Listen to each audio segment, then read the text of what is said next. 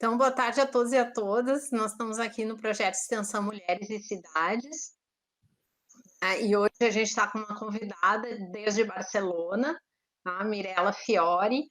Ela é professora, né? Arquiteta e urbanista, doutora pela Universidade Politécnica da Catalunha, diretora do programa Ciudad e Urbanismo dessa mesma universidade, e os seus interesses de pesquisa e atuação profissional são os impactos sociais e econômicos dos processos de transformação urbana, exclusão e moradia, direito à cidade, urbanismo colaborativo e inovação pedagógica. Então, Mirella, é um prazer tu estás aqui com a gente nesse projeto de extensão, e é muito importante para a gente saber, né, desde Barcelona, desde a tua atuação, né, como tu vês essa relação entre as mulheres e cidades? Vanessa, em primeiro lugar, muito obrigada pelo convite. O prazer é meu, né, de poder participar e poder colaborar, botar meu grãozinho de areia, nem que seja, né, nessa participação, né, nesse reconhecimento e visibilização da mulher na cidade, né. O projeto que vocês estão realizando realmente é muito bom poder colaborar. Então, assim, entrando em matéria, né, a relação da mulher com a cidade, ela é multidimensional, né? Se dá em várias esferas. Mas eu acredito que seja no espaço público, né, onde melhor se materializa essa relação, né? O espaço público é o termômetro, né, do que acontece na cidade. E essa materialização, eu também acredito que ela se dá de várias formas. Por um lado, o espaço público como espaço político, né, ele é um espaço em que ele permite em que a mulher ela tenha voz, né, através das manifestações mesmo, né, concentrações, etc., mas também através da arte urbana, através do grafite, né. Nesses espaços, assim, se materializa uma relação de empoderamento da mulher, né. Ele permite esse espaço público tem essas condições que permitem essa voz, dar voz à mulher. Por outro lado, começo com as coisas positivas. Por outro lado, né, também se materializa em algumas como reconhecimento. Eu acredito que quando há o reconhecimento da mulher como sujeito, também esse reconhecimento se materializa no espaço público. Por exemplo, em todo esse movimento que algumas cidades começaram de mudança dos nomes de ruas, nomes de praças, né, para reconhecer a mulher, a cientista, a artista, a trabalhadora, né, que tiveram e têm, né, um papel na nossa história e que não são reconhecidas, não são visíveis e acabam sendo esquecidas na memória histórica da população, né? Então, esse reconhecimento, quando ele se dá, né, ele se materializa no espaço público, né? Uhum. Então, aqui se daria uma relação de conquista, digamos. Agora, só te interrompendo, isso apareceu no diálogo passado, quando a gente fez sobre Montevidéu, isso também apareceu, das praças e ruas, né? Pois é. Então, por exemplo, em Barcelona, 7% só das ruas tem nome de mulher. Então, é realmente importante, porque é simbólico, mas é muito importante, né? Então, à medida que isso começa a ter mais relevância, né, ele é o termômetro de que as coisas estão mudando, né? De que está havendo esse reconhecimento, né? Como eu disse, eu acho que o espaço público é um grande termômetro da saúde de uma cidade, né? Agora, por outro lado, né, é nesse mesmo espaço público que se materializa também as desigualdades, a discriminação, as hierarquias, né, que historicamente afetaram a mulher, né. Esse espaço público, ele está configurado desde uma concepção da cidade capitalista patriarcal para uma atividade produtiva, né. E essa configuração, ela acaba gerando barreiras que impedem ou dificultam o acesso ao espaço público por parte da mulher. São barreiras que castram o direito, né? O direito ao espaço público. Uhum. Se estabelece uma relação de tensão e conflito, né? Como se fosse como se existisse uma força centrífuga que expulsa a mulher, né, do espaço, Uhum. e a mulher luta para resistir, né? Então essa é essa relação de tensão que que existe no espaço público também, né? Isso fundamentalmente por essa configuração da cidade, que é a cidade pensada desde essa perspectiva capitalista, né? Do trabalho produtivo, né? Que é fundamentalmente exercido pelo homem, né? Historicamente, né? Então tudo está configurado nesse sentido. Se a gente pensa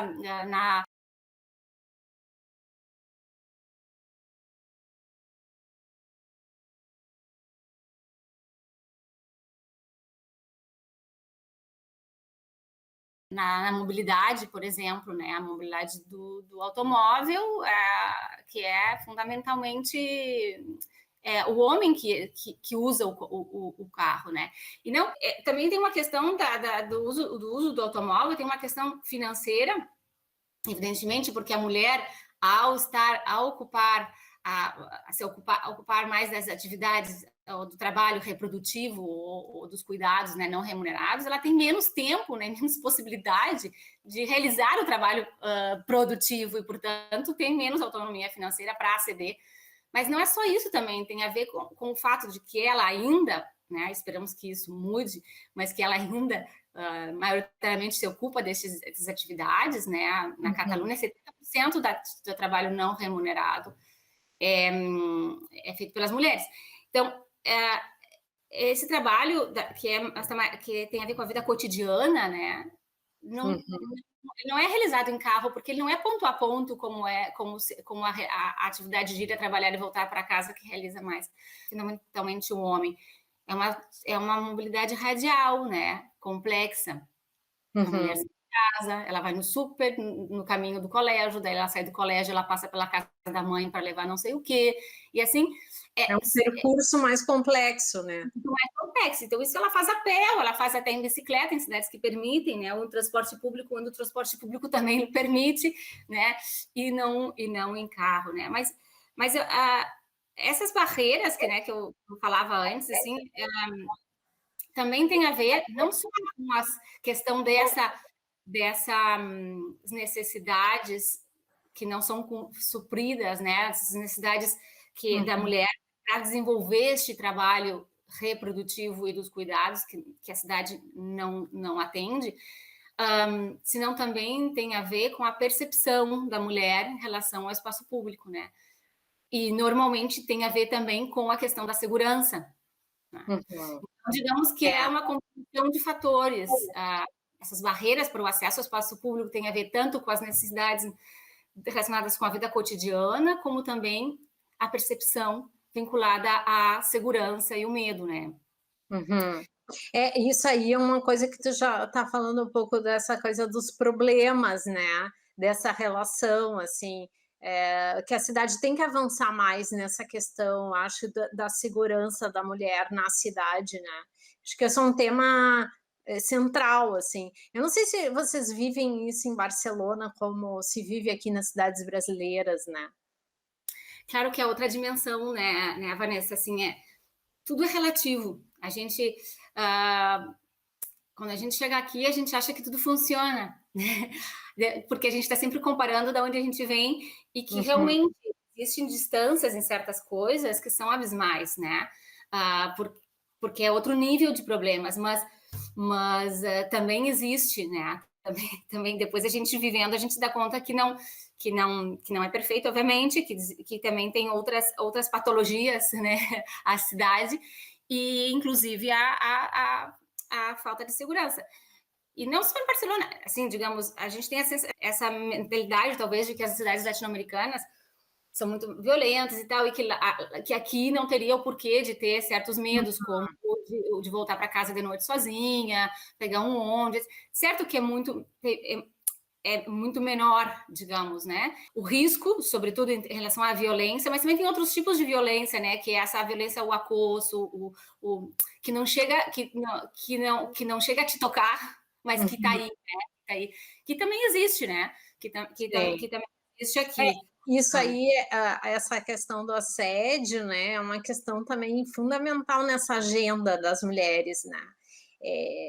nas ruas, não. Exato, porque não é tipificado como uma violência. Claro, ninguém te tocou, ninguém te feriu, então ele não está tipificado como uma violência, né? Mas ela existe, Uhum. né? No espaço público. Então, realmente, a configuração deste espaço público, ele pode realmente promover, inclusive, esse tipo de violência, né? Uhum. E intimidar a mulher no espaço público, Uhum. né? Mulheres que não, então a mulher deixa de usar e usufruir o espaço público a partir dessa percepção que ela tem. Uhum. Então, realmente, assim, sim que existe muito menores proporções, evidentemente, que o Brasil, né? Mas existe. E por isso mesmo, assim, até a Barcelona teve, em 2018, uma iniciativa piloto que outras cidades também já desenvolveram, de paradas flexíveis, de paradas intermédias dos Uhum. ônibus, Uhum. né? Justamente para evitar, então, algumas linhas noturnas dos ônibus, as mulheres e as pessoas menores de idade podiam pedir para parar fora da parada, né? E Uhum.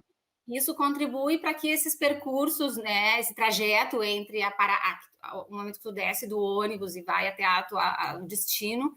ele tenha menos possibilidades de que ocorra essas situações indesejadas, né? Mas Uhum. também tem outras ações, né, que se podem fazer nesse sentido, né? A iluminação, atividades Sim. com diferentes horários, né? Uhum. Barcelona, nesse sentido, é muito afortunada no sentido porque é uma cidade que, ainda que não seja consciente, não foi feita a consciência, digamos, né? O fato dela é uso misto, né? O Uhum. uso misto e a proximidade do bairro, que todos os usos tu tem, não tem um raio de distância curto, promove com que a cidade ela seja muito mais Uhum. adaptada às necessidades cotidianas da mulher, né? Isso não foi feito à consciência, no que eu dizia, não foi feito incluindo o gênero, né, no desenho da cidade, porque na época que se pensou não se incluía gênero em nada, mas digamos que isso faz com que a cidade já parta de uma base, Uhum. né? Essa questão que agora, desculpa te interromper, mas essa questão da descentralização em Barcelona é muito importante, né? Da descentralização administrativa, de tu ter uma pequena cidade no teu bairro, né? Ou seja, dos centros cívicos, né? Desses centros de bairro que os movimentos podem se reunir, que os coletivos se reúnem, que tem espaço público para isso, né? É Exatamente. muito interessante.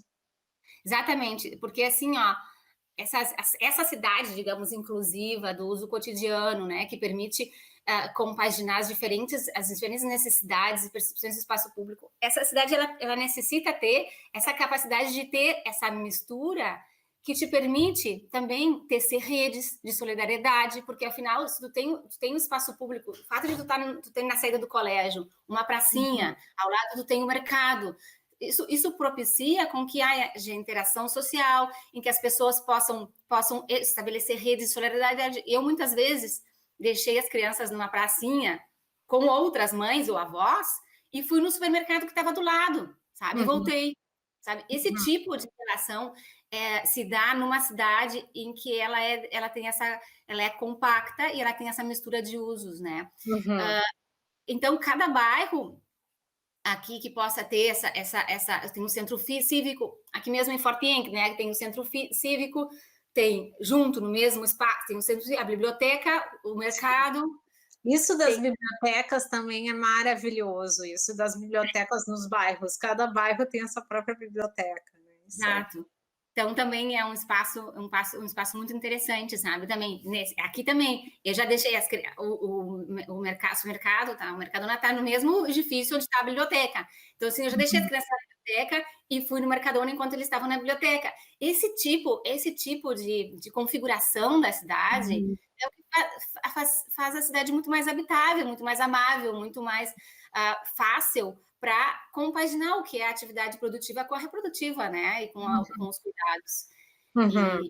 E dá muito mais possibilidades, né, para a mulher desenvolver as suas diferentes tarefas, e o homem, quando desenvolve também, porque não, acho que isso, a luta por uma cidade em que a vida cotidiana está no centro, né, ela é uma luta, agora mesmo é uma luta muito feminina, no sentido de que porque a mulher exerce, né, muitas tarefas, mas que é uma luta por todos, porque ao final são tarefas que devem ser compartidas, né? É. O cuidado deve ser compartido. Então, seguramente que quando o homem assuma mais esta tarefa, já haverá tanto terreno conquistado por parte da mulher, que a vida deles serão mais fáceis quando eles exerçam essas funções que a gente exerce agora, né?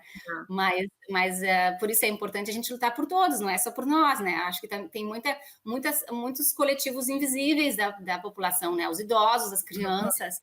Eu acho que a pessoa que atua no espaço público, ela tem que ser reeducada, seja mulher, seja homem, né? Porque que uma mulher esteja ao mando do planejamento urbano não é garantia, ela tem que ter a consciência, né? Acho que tanto homens como mulheres devemos ser reeducados, né? De como olhar a cidade, de como perceber e incorporar na sua prática profissional as diferentes necessidades, né?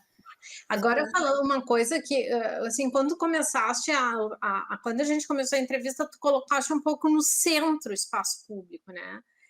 Que eu achei interessante como uma abordagem. Aí, isso que eu queria ver, assim, tu considera que Barcelona, por exemplo, às vezes a gente sente falta, assim, dos lugares de descanso, né, nesse percurso.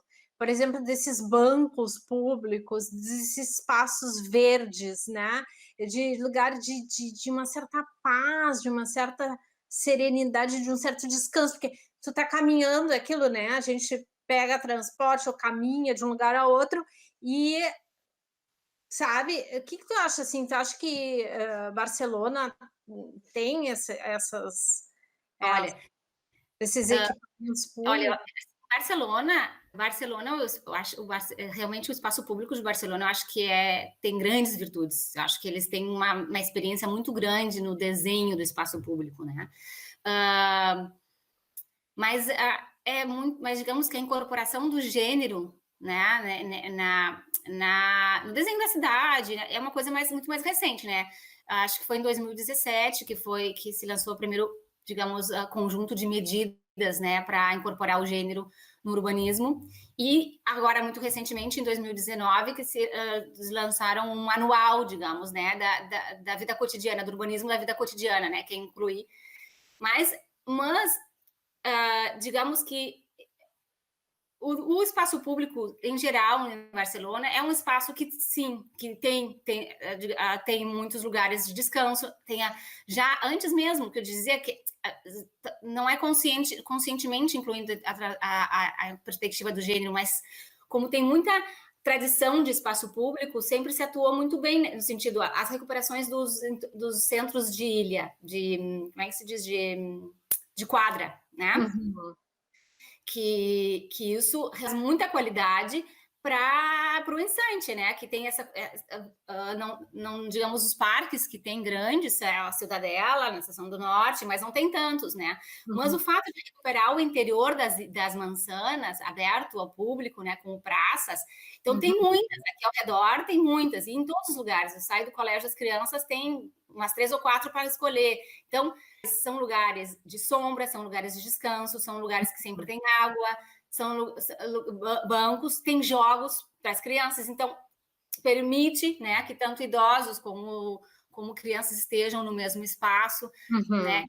Tem muito e não, digamos, não faz parte conscientemente de uma política de inclusão de gênero, mas inclui não só o gênero, como também é a vida cotidiana de diferentes coletivos, né? Claro. Os idosos, Né?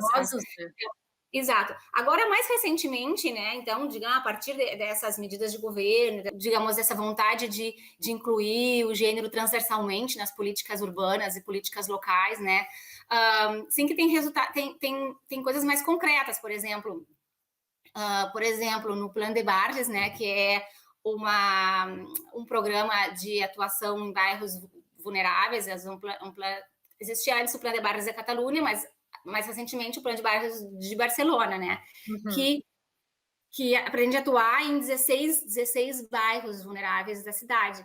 E aqui, já nesse processo de formulação dos planos de cada de recuperação integral de cada bairro, né? Aqui existe um processo de coprodução, digamos, né? De cocriação junto com as comunidades, né? Uhum. E um dos elementos uma das ferramentas, digamos, que se utiliza é as marchas exploratórias, que é uma ferramenta muito útil para detectar no espaço público, né, essas barreiras que eu comentava antes, né, um diagnóstico feito de campo, um diagnóstico de campo feito com o segmento, né, a parte da população que estão com as mulheres, com as crianças, com os idosos, fazem essas marchas exploratórias para fazer esse diagnóstico que é incorporado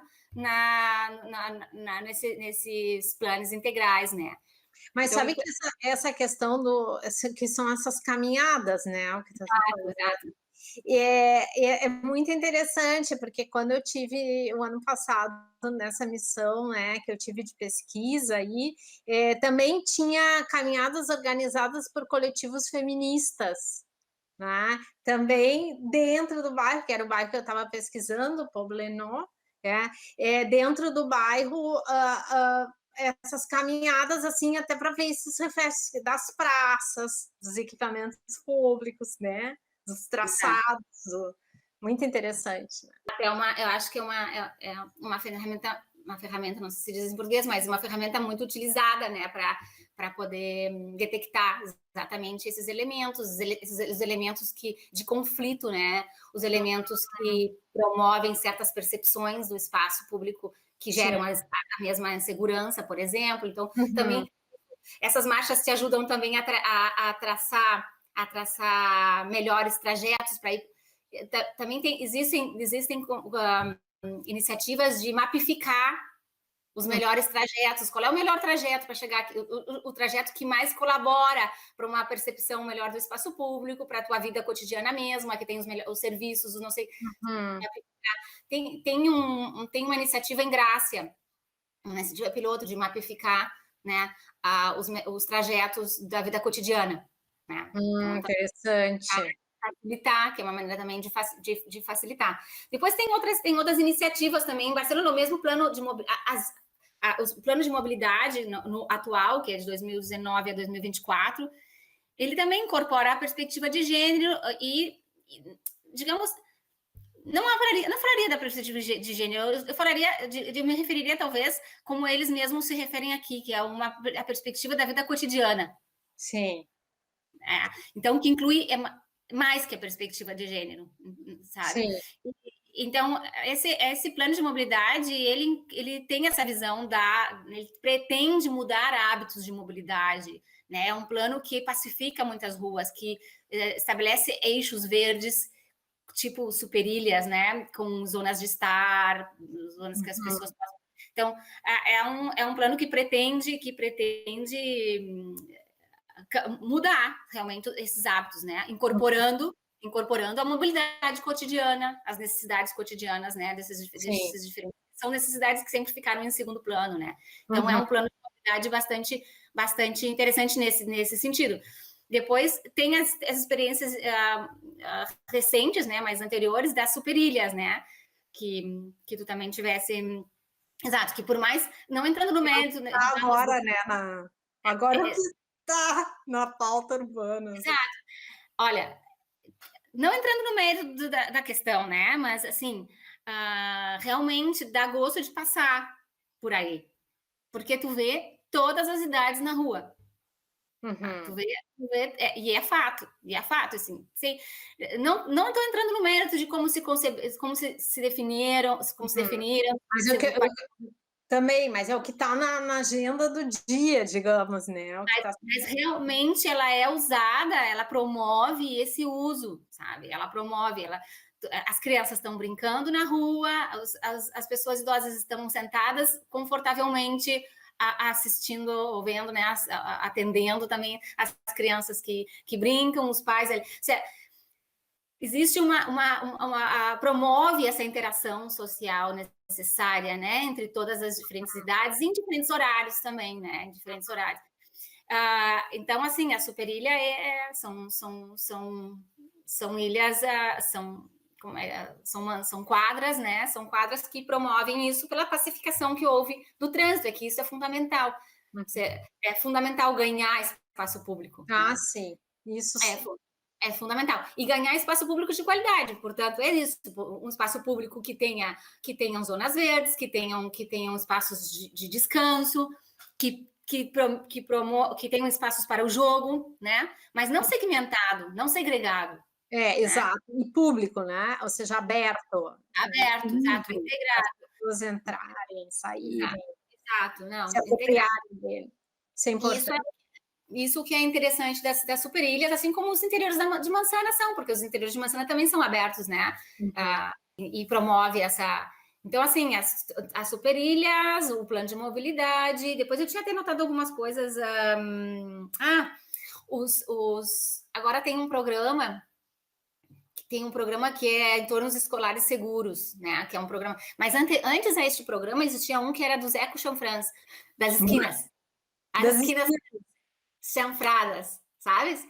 Então, eco-chanfrã, porque muitas escolas estão localizadas nas esquinas, né? Mas o nome da atuação do programa se chama eco-chanfrã, mas não necessariamente são nas esquinas. Mas muitas atuações foi nas esquinas, que foram, eles retiraram os carros que estavam estacionados nas esquinas e ampliaram, em vez de manter o chaflã, eles ganharam esse espaço como zona de descanso na frente das escolas. Tá? Então, ficou esse triângulo que antes era estacionamento, digamos, espaço público ganho, né, para a saída das escolas, com espaços para sentar, bancos, uns têm umas zonas tipo arquibancada, outros têm tipo bancos, como também jardineiras e tal. Então, isso permite também, que a pessoa idosa, que vai buscar o seu neto na escola, possa ficar sentado, ou seja, toda essa concepção, né, das necessidades que se geram, né, nessa vida cotidiana do trabalho reprodutivo ou dos cuidados, né. Então, isso foi uma atuação que fizeram em várias escolas, tanto nas esquinas como na frente, né, ganhando espaço, que era antes do carro, para a zona de descanso na frente das escolas. Digamos que evoluiu esse programa e agora é um programa de entornos escolares seguros. Também tem uma grande demanda aqui nas escolas. Cada 15 dias agora, as escolas têm uma plataforma, a Enxampla Respira, que está pleiteando mais pacificação ainda, né? Mais pacificação, retirar mais os carros das ruas e tal. Então, as escolas se juntam e a cada 15 dias fecham ruas. Na semana passada, mais umas 35 ou 37 escolas fechamos as ruas das 4h30 às 5h, que é o horário que as crianças saem do colégio, né? Então, tem uma movimentação muito grande, reivindicativa, de ganhar espaço, né? De ganhar espaço público para a população poder ter melhor qualidade, tanto ambiental, como também na segurança do trânsito, como também qualidade, espaços de estar e tal. Então, existe esse programa de entornos seguros, que é justamente atuar no entorno das escolas, pacificando, ampliando calçadas, equipando com zonas de jogos ou bancos, etc, né? Então, assim, tem várias iniciativas em várias escalas, né? Em várias escalas, né? Escalas de bairro, também com escalas de cidade, que é esse plano, por exemplo, esse novo plano de mobilidade, que se chama Barcelona Superilha, que é a grande ilha Barcelona, que seria todo lençante, que prevê eixos verdes agora não sei te dizer a cada quanto, mas são muitos eixos verdes verticais, né? Varrendo todo o Ençante a cada 4 quadras, mais ou menos, um eixo verde mar-montanha, né? Ela foi muito interessante, assim, né? Eu acho que foi interessante porque a gente começou no espaço público e terminou no espaço público, né? E eu acho que é um pouco de significado, assim, né? Dessa relação mulheres e cidades. A questão do espaço público, nas suas diversas dimensões, significados, né? Impactos que tem nas cidades, ele é central para pensar, né? Eu terminaria assim, eu acho que não sei se tu gostaria de colocar mais alguma coisa, mas nessa relação mulheres e cidades, essa questão do espaço público é o que ficou para mim, assim, de É que tudo que tu também, falou, pra mim é clave, né, não sei como se diz, central. é central, o espaço público. Totalmente, nas suas diferentes dimensões, né, nessa na É. dimensão política, dimensão cívica, enfim, é central. Uhum. Então tá, muito obrigada, Mirela, foi Obrigada, obrigada a vocês pelo trabalho desenvolvido. obrigada. Um abraço, Um abraço. tchau. Tchau, tchau.